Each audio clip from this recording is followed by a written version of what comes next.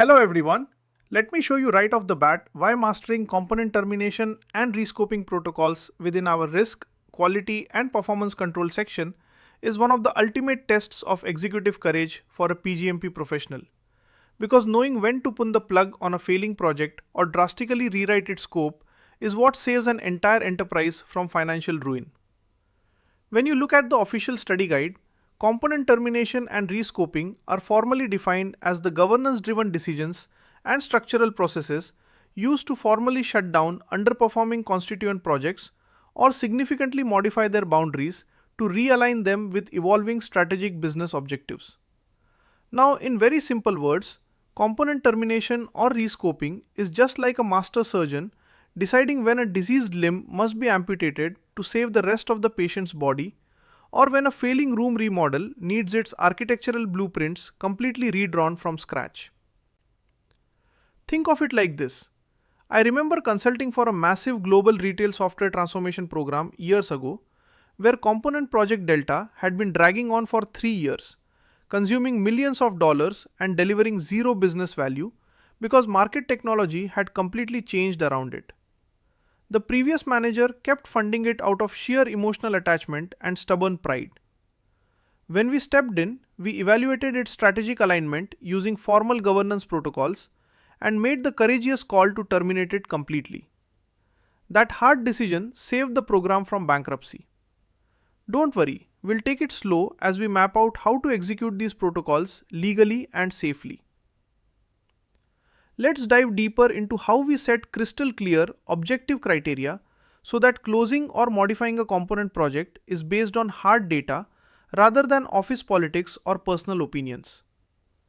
According to the official study guide, program governance requires defining measurable threshold triggers based on cost variance, schedule slippage, strategic alignment drift, and benefit realization erosion to objectively determine when a component must be terminated or rescoped.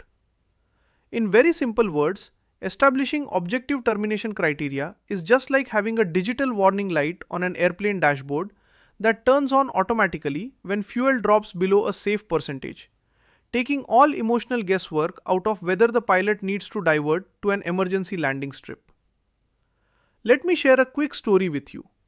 Years ago, I was managing a complex financial systems migration program involving 8 component projects. To avoid arguments with emotional project managers who didn't want to close their projects, we established a strict governance rule beforehand. If any component project missed its strategic benefits target by more than 30% and exceeded its budget baseline by 20%, it automatically triggered a formal mandatory review for termination or rescoping. When component project Gamma crossed that exact mathematical threshold 6 months later, nobody argued. The data spoke for itself, and we rescoped it cleanly. Stay with me for a moment because objective criteria protect you from office politics. Now watch how this connects directly to executing a formal rescoping process when data shows a project can be saved by cutting away dead weight and rewriting its delivery boundaries. The official study guide states that component rescoping involves re-evaluating stakeholder requirements, adjusting baseline deliverables, recalibrating budgets, and securing formal approval from the Program Change Control Board and executive sponsors. In very simple words, rescoping a project is just like packing for a long-distance move when you realize your moving truck is too small. You don't try to cram every single broken chair and heavy old book into the truck. You ruthlessly sort through your belongings, leave behind what you don't need, and keep only the essential items that fit comfortably inside your new vehicle. Think of it like, have you ever seen a program manager try to rescue a failing project by simply adding more tasks and more requirements to an already bloated scope? That is a recipe for total disaster. When we rescope professionally, we actually reduce and refine the scope to match our remaining time and budget constraints. Let's talk about the sensitive, precise mechanics of executing a formal component termination protocol when a project has reached the end of its life and must be shut down with grace and order. According to the official study guide, Component termination mandates executing a structured closure plan that includes reallocating remaining resources, archiving project artifacts in the PMI's repository, settling vendor contracts, and communicating the shutdown transparently to all stakeholders. In very simple words, executing a component termination protocol is just like formally closing down a local retail store branch that isn't making money. You don't just lock the front doors in the middle of the night and run away. You pay your suppliers, transfer your inventory to other stores, archive your financial records legally, and thank your staff properly. Think of it like this. I remember managing an enterprise software rollout program where we had to terminate an entire component project halfway through its life cycle due to a sudden shift in government regulations. Because we followed a structured termination protocol, we cleanly transferred our lead developers over to two high priority component projects, settled our vendor contracts without any legal disputes, and archived our codebase neatly in our PMI's workspace. Stay with me for a moment because clean closures preserve team trust and morale. Let's explore how to salvage reusable assets, reallocate stranded human and financial resources, and update your master program baselines after a termination or rescoping event. The official study guide emphasizes that following a component termination or rescoping, the program manager must reallocate freed up assets to high priority components, update program cost and schedule baselines, and recalculate overall benefits realization projections. In very simple words, reallocating assets after a termination is just like cleaning out a storage room after a garage sale. You take all the good working tools that you still need and distribute them to the other rooms in your house where they can be put to productive use immediately. Think of it like this.